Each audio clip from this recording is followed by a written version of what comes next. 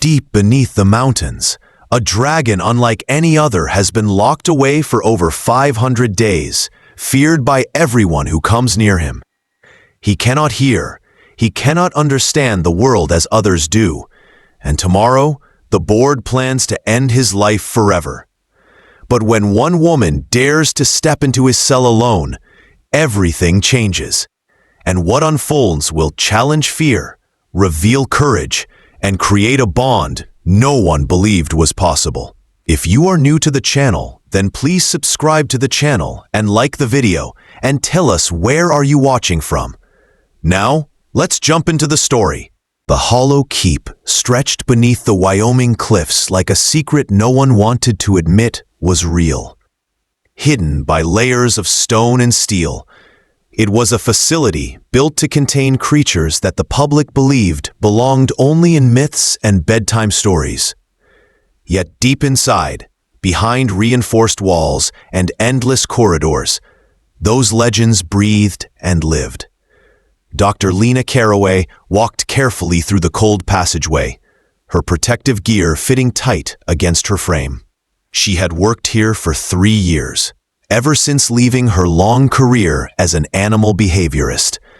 She had studied countless rare creatures, but nothing compared to the silent prisoner who waited for her on Level 7. Level 7 was reserved for the most difficult cases. These were the beings considered too unstable, too unpredictable, or too damaged to ever see the open skies again. And among them, one stood apart. He was called Ashwin. A white dragon, for 491 days, he had been locked in a cell designed to hold beasts 10 times his size. As Lena reached the viewing window, she paused. The dragon lay curled in the far corner, his scales shimmering faintly in the artificial sunlight the keep pumped into the enclosure. He did not move at first, but his eyes were open, sharp, and watching every flicker of shadow. Those eyes never rested. He was always tense, always alert, as if every soundless moment was another threat. Ashwin could not hear. He was deaf. The staff said that was the problem. A dragon who could not respond to spoken commands was dangerous. His anxiety made him thrash, attack, and resist even simple feeding routines. Many caretakers had given up on him, fearful of his sudden outbursts. To the board, he was not a patient. He was a liability. Lena placed her palm against the glass, her breath clouding the surface. She felt the weight of tomorrow pressing down on her. Tomorrow, the board would vote on permanent containment. They called it humane, a release, a painless sleep that would never end. But Lena knew the truth. It was death by decision. Behind her, Silas Rowe approached, his footsteps heavy with age. He was the facility's senior handler, a man with decades of scars and stories etched into his weathered face. He stopped beside her and sighed. "He has no applications," he said softly. "No rescues want him. No sanctuaries. They all read the reports. Deafness, aggression, panic attacks. They say he's unfit." Lena did not look away from the dragon. "He is not dangerous. He is afraid." Silas shook his head. "Fear can kill as easily as fire." They stood in silence for a long moment. On the other side of the window, Ashwin lifted his head, his nostrils flaring as if he could sense her presence. His body shifted, muscles tightening, his silver eyes narrowing. He knew he was being watched. Lena stepped back from the glass. "I am going in," she said. Silas's face turned pale. "Absolutely not. Not without a team." "Then give me a team. They are all occupied with the new rescues from Colorado. You cannot go in there alone." "Then I will sign a waiver. I take responsibility." Silas stared at her as if she had lost her mind. But he knew her well enough to understand she would not bend. With a muttered curse, he pulled up the digital forms on his wrist display. "If he harms you, The board will shut him down before you hit the ground." 20 minutes later, Lena stood at the massive steel door of Ashwin's cell. Her heart thudded in her chest, each beat echoing against the silence. When the door slid open, just wide enough for her to slip through, she stepped inside, careful and slow. The dragon reacted instantly. His head snapped up, his body uncoiling, his scales flashing like ice in sunlight. His eyes locked on her, sharp and unblinking. His chest expanded, a deep breath that might have been warning or curiosity. Lena did not speak. There was no point in words. Instead, she lowered herself to the ground near the door and sat cross-legged. She pulled out a tablet from her bag, opened a book, and began reading quietly. She made no direct eye contact, no sudden movement. She let the silence stretch, making herself small and unthreatening. Ashwin did not move closer. For an hour, he stayed pressed against the far wall, his body stiff as stone. But his eyes never left her. They followed every twitch of her fingers, every shift of her shoulders. By the second hour, he eased into a lying position, though his tail flicked restlessly. Lena stayed patient, her voice in her head reminding her of every animal she had ever calmed before. Fear was not the same as rage. It only needed time. By the third hour, her own body betrayed her. Her eyelids grew heavy, and the tablets slipped from her hand, clattering softly against the floor. She startled awake a moment later, breath catching in her throat. Ashwin was standing above her, his massive head lowered, his warm breath washing over her face. His silver eyes studied her with an intelligence that made her heart race. Slowly, carefully, Lena raised her hand. The dragon flinched, his muscles tightening, but he did not retreat. Her fingers brushed the smooth scales of his snout. The dragon shuddered. "Hello there," she whispered. Even though she knew he could not hear her, she needed to say it. In that moment, something shifted. The silent prisoner, feared by all, had allowed her touch. The spark of trust was fragile, but it was real. In his own way, and Lena knew she had just taken the first step into a story that would change them both forever. The days after Lena's first contact with Ashwin moved like cautious steps across a fragile bridge. Every visit tested the limits of patience, trust, and courage. She entered his enclosure daily, always calm, always slow, carrying her tablet, her notes, and most importantly, her steady presence. Ashwin watched her carefully each time. His silver eyes never missed a movement. He studied her hands, her posture, and even the way she breathed. At first, he remained at the far wall, coiled tight as if escape were still possible within the steel boundaries of his cell. But slowly, the distance between them began to close. Lena had learned long ago that communication with animals often required a different language. Spoken words were useless here, so she created her own set of signals. She held out her hand, flat against the air, when she wanted him to calm. It spread her fingers wide when food was coming.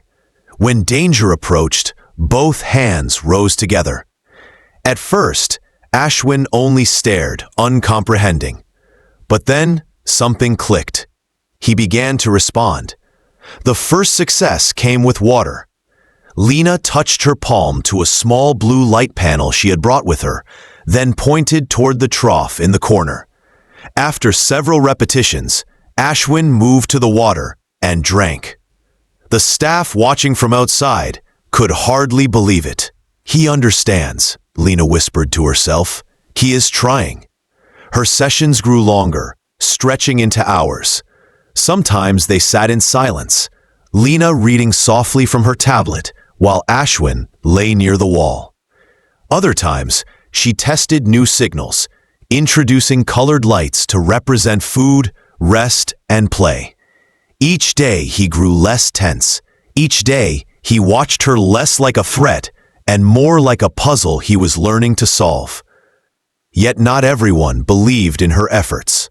In the break room one evening, Silas Rowe leaned against the counter with a weary sigh. The board has postponed their decision, but they're impatient, he told her. They think you're wasting resources. Feeding a dragon like him costs more than housing 3 others. They won't let this go on much longer. Lena placed her coffee down, her jaw tightening. These creatures are not numbers on a chart. They're lives. If he can adapt, he deserves the same chance as any other. Silas shook his head. The reality is, no one wants a deaf dragon with anxiety. He cannot be released, and no sanctuary will take him. He is too unpredictable. What kind of life is that for him? Lena looked him straight in the eye. Give me another month. If I cannot find a way forward, I will stop fighting. But I will not abandon him now. Silas studied her face for a long moment, then nodded. You are getting attached. That can be dangerous. She knew he was right. But when she looked into Ashwin's silver eyes, she saw something no report could capture. She saw a spark waiting for light. 3 weeks later, her patience was rewarded with a breakthrough she had never expected. Lena had brought a small laser pointer, thinking it might serve as a distraction tool. She flicked the red beam across the floor, not certain what he would do. Ashwin's eyes locked on it. His body shifted. Then, with startling grace, he leapt, pouncing on the light as if he were a hatchling discovering play for the first time. Lena's heart swelled with joy. She moved the beam again, and he chased it, his movements powerful yet strangely childlike. You love this, don't you? She whispered, smiling. Though he could not hear her words, his playful energy answered for him. Soon, play became part of their routine. Every session ended with the red light darting across the floor, Ashwin bounding after it with unrestrained energy. This single act revealed something extraordinary to the staff. Beneath his fear and scars, he still carried joy. Dr. Patricia Wyndham, the facility's behavior specialist, watched from behind the glass one afternoon. Her eyes widened as Ashwin responded to a sequence of colored lights and hand signals. This is remarkable, she said. The speed of his learning, the way he adapts. I have never seen anything like it. Weena nodded. He only needed someone to speak his language. But the board remained unmoved. Their focus was not on progress, but on cost and liability. The day finally came when an emergency meeting was called. Lena sat at the edge of the sterile conference room, listening as one board member after another spoke coldly about expenses, risks, and failed attempts. Motion to initiate permanent containment protocols for specimen 779, one of them declared. Lena stood up, her voice firm. I want to adopt him. The room fell silent. Some laughed. Others stared in disbelief. You cannot be serious, one board member said sharply. A private citizen cannot house a dragon of this size. The risks alone. I am not just a citizen, Lena interrupted. I am a doctor in animal behavior. I have over 15 years of field experience. I have worked more hours with him than anyone in this facility. And I am prepared to transform my property into a sanctuary designed specifically for his care. She laid her tablet on the table and pushed forward her plans. Reinforced shelters, climate control, specialized feeding systems, medical equipment, insurance documents. Everything was prepared. The board members reviewed the files in silence, their expressions shifting. The financial burden of keeping him here weighed heavily on them. Lena offered an alternative, a permanent solution. Finally, one of them spoke. We will need to inspect your facilities. If they meet standards, the adoption may proc. But understand this. If there is even one incident, we will terminate the arrangement immediately. Lena nodded. I accept full responsibility. For the first time in months, there was hope. As Lena left the meeting, Silas caught her arm.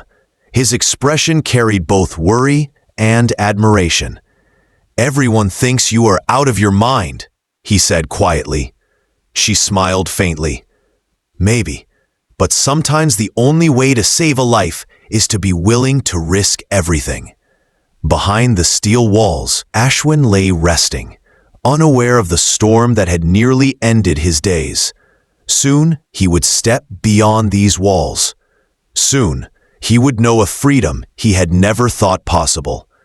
The fragile trust they had built in silence was about to change both of their worlds forever. 2 weeks later, Lena stood outside her property, watching as the final panels of reinforced fencing were set into the ground. The once quiet stretch of land she had called home was no longer just a cottage with a garden. It had become something new. It was now a sanctuary designed for a dragon who had never known peace. Workers had built a climate-controlled shelter strong enough to withstand storms. A spring-fed pool sparkled under the sun, its water flowing from the nearby hills. A wide enclosure stretched across acres of space, allowing wings to spread and legs to run. For the first time in his life, Ashwin would have room to live, not just survive. Silas Rowe stood beside her, shaking his head with disbelief. "You have turned your home into a fortress," he muttered. Lena kept her eyes on the workers. Not a fortress, a refuge. The day of the transfer arrived gray and cold, as if the weather itself sensed the weight of the moment. Ashwin's carrier arrived under heavy skies. He shifted nervously inside, his tail lashing against the steel walls. Lena entered the enclosure before the door was opened. She raised her hands with their familiar signals. Calm, safe, trust. The door groaned open. Slowly, cautiously, Ashwin stepped out. His silver eyes scanned the open air, the trees, the pool glimmering nearby. For a long moment, he froze, his body stiff with confusion. Then his gaze turned to Lena. She gave him the signal they had created for home. Something changed in his posture. The tension eased from his massive shoulders. He stepped forward, one stride, then another. Suddenly, with surprising speed, he ran. Powerful legs carried him across the enclosure. His wings spread wide, stretching in full glory for the first time in nearly 500 days. He did not take flight, but he glided across the ground before landing with a heavy thud. A sound tore from his chest, not quite a roar, not quite a cry. It was deeper. It was release. Tears filled Lena's eyes. Silas, standing beside her, whispered, "I never thought I would live to see this." From that day, life changed for both of them. Ashwin explored every corner of his new home. He splashed in the pool, rubbing his scales against the stones. He tested the trees by pushing against them, marking his territory. He ran each morning, circling the fence with bursts of energy, then returned to the shelter to rest. But he also revealed quirks that no report had ever captured. He preferred his meals slightly warmed, not raw, not hot. He chose to sleep facing the rising sun, his body stretched long across the earth. He had a fascination with the wind chimes Lena had hung near her house, watching them sway and flicker with every breeze. Communication deepened. Lena added new signals, combining lights and gestures into more complex meanings. Ashwin learned quickly. He responded to over 50 signals within a month. He could tell her when he was hungry, restless, or anxious. He even created his own signals. A head tilt when he wanted attention. A deliberate push of stones into patterns when something displeased him. One evening, Lena sat on her porch, reading as Ashwin dozed nearby. The air was quiet, except for the rustle of wind through pine trees. She realized she had not felt this alive in years. Retirement had once felt like the end of her story, but with Ashwin, she had discovered that it was only the beginning. Yet peace was not without struggle. As winter deepened, a storm rolled over the mountains. The wind howled against the house. Snow fell in heavy sheets, shaking even the reinforced structures. Lena watched anxiously as Ashwin paced his enclosure, his body trembling. She stepped outside in her heavy coat, snow crunching underfoot. She found him pressed against the fence nearest her house, his body rigid with fear. Dragons were built for storms, but this was different. This storm echoed something inside him, a memory of trauma he had never left behind. Without hesitation, Lena unlatched the reinforced gate and opened it wide. Ashwin froze, watching her. She motioned with the signal for safe. Then she walked slowly back toward the covered patio. To her relief, he followed. His massive body curled beside her bench, his scales shivering with unease. She reached out, resting her hand against his neck. She began humming, not for his ears, but for the vibrations he could feel. Soft, steady rhythms. Comfort made into soundless music. Gradually, his trembling slowed. By morning, when the storm cleared, he lifted his head and looked at her with an expression that needed no translation: gratitude. After that night, their bond shifted. It was no longer just trust, it was family. Weeks passed, and inspections continued. Dr. Wyndham visited, her eyes wide as she observed Ashwin responding calmly to signals and exploring his space with confidence.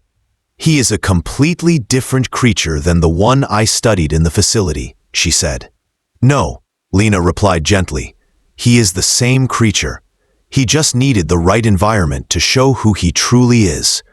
News of their success spread through the conservation community. Other sanctuaries reached out, asking about her methods. A documentary team requested to film them. Universities offered research partnerships. Lena refused them all. Ashwin had been a specimen for too long. Now, he was simply himself. As spring arrived, Lena often sat in her garden while Ashwin patrolled the edges of his territory. She watched him chase fireflies at dusk, his body lit by tiny sparks of light. She smiled, knowing that both of them had been saved in this impossible home. Yet not all battles were behind them. Months later, Lena noticed Ashwin favoring one leg, a subtle limp that worsened with time. X-rays confirmed her fears. It was bone cancer. The decision weighed heavy. Without surgery, he had months at best. With it, if successful, he could have years. Lena sat with him the night before the procedure. She pressed her forehead to his snout, letting him feel her steady breath. She gave him the signal for safe, then for trust. He lowered his head against her lap, his silver eyes watching her with quiet certainty. The surgery lasted 11 hours.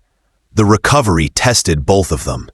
There were infections, sleepless nights, moments of doubt. But Ashwin fought. One day, he rose and walked unassisted, his limp gone, his spirit unbroken. Lena cried harder than she had in years. The impossible home had given them more than safety. It had given them a reason to keep fighting, a reason to believe. Together, they had built something that no one thought could exist. And as Ashwin stood tall beneath the setting sun, his wings spread wide in the golden light, Lena knew they had proven the world wrong. Seasons changed across the mountains, yet the bond between Lena and Ashwin only grew deeper. After surviving surgery and months of recovery, the dragon moved with more confidence, his silver eyes brighter than ever. He patrolled his territory each morning, splashed in his pool during warm afternoons, and rested near the porch at night, where he could see Lena's light through the windows. Their communication system had expanded into something remarkable. What began as simple signals for food and safety became a language of its own, with colored lights, hand gestures, and vibrations in the ground. Sometimes, Lena wondered if it was more than language. It felt like shared thought, like connection beyond words. The conservation world buzzed with interest. Articles described Ashwin as a miracle of rehabilitation. Messages flooded Lena's inbox, asking her to share methods, to train staff, to give lectures. She turned down most of them. She wanted no fame, no spotlight. She only wanted the quiet life they had built. But life had more in store. One morning, Lena received a call from Dr. Wyndham. Her voice carried urgency. "We found a young dragon. She is copper-scaled, about 2 years old, abandoned at a rest stop. She is deaf like Ashwin. She is starving, injured, terrified. The board wants to put her down, but I thought of you." Lena's heart ached at the thought. Another life on the edge of being discarded. She drove to the facility and looked through the viewing window. In the corner of the cell, the small copper dragon trembled. Her fin frame scarred from neglect. Her eyes flashed with fear at every movement. Lena saw in her the same broken spirit she had once seen in Ashwin. "Give me an hour with her," Lena said. It took 3 hours of stillness, patience, and gentle presence. Finally, the young dragon crept close enough to sniff her hand. That was all Lena needed. She made her choice. "I will take her," she told Wyndham. Introducing the newcomer, whom Lena named Emberlyn, was not easy. At first, Emberlyn had her own enclosure beside Ashwin's. He watched her curiously through the fence, his silver eyes soft, his posture calm. When Emberlyn panicked, thrashing and striking at the barriers, Lena rushed to intervene. But before she could, Ashwin pressed his body to the fence nearest Emberlyn. End quote. He lowered himself, breathing steadily, blinking slowly. It was the same rhythm Lena had once used to calm him. Emberlyn froze, staring at him. Then, trembling, she mirrored his movements and lay down on her side of the fence. Lena watched with astonishment. Ashwin had become the teacher. Within a month, the fence between them was opened. Emberlyn followed Ashwin everywhere. He showed her how to fish in the pool, how to bask in the sun, how to chase fireflies at dusk. Lena added her signals to Emberlyn's lessons, and the young dragon learned quickly. For the first time, Lena realized that Ashwin's story was not just about survival. It was about creating space for others to heal. News of the 2 dragons spread faster than before. A documentary crew arrived, and this time, Lena allowed it. Their film, titled Silent Wings, showed the bond between a woman and 2 dragons who had been written off by the world. The film won awards, but more importantly, it inspired sanctuaries around the globe to take chances on creatures once thought unfit. Yet for Lena, the true rewards came in quiet moments. She watched Emberlyn press against Ashwin's side during thunderstorms, comforted by his calm. She smiled as Ashwin taught Emberlyn to arrange stones into patterns, just as he once had done for her. The 3 of them became a family. One evening, Lena sat in her garden as the sun dipped low. Ashwin and Emberlyn wandered nearby, their scales glowing in the orange light. Emberlyn began pushing stones into the soft soil, arranging them carefully.